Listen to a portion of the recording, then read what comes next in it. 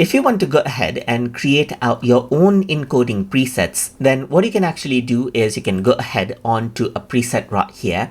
And then over here, you can see that this is the preset. So now what I can actually do is make some changes. Let's say, for example, I'm going to change the audio quality right here. And let's say I'm going to change the video option right here. You can see that now the preset is set to custom.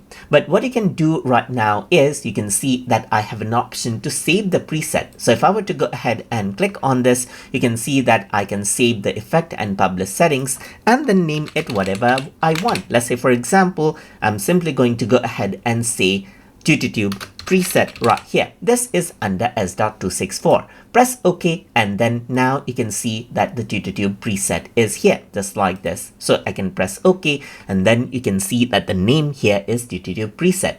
If I want to go ahead and change this to TutuTube preset as well, I can simply go ahead and click right here, and then you can see the preset right here. On the top, you will be able to see the own preset that you saved. So you can select it and press OK right here. And the same preset now will be applied onto that project as well. So that is how you can go ahead and create out your own encoding preset inside of Adobe Media Encoder.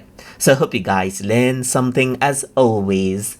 And as always, please like, comment, share, and subscribe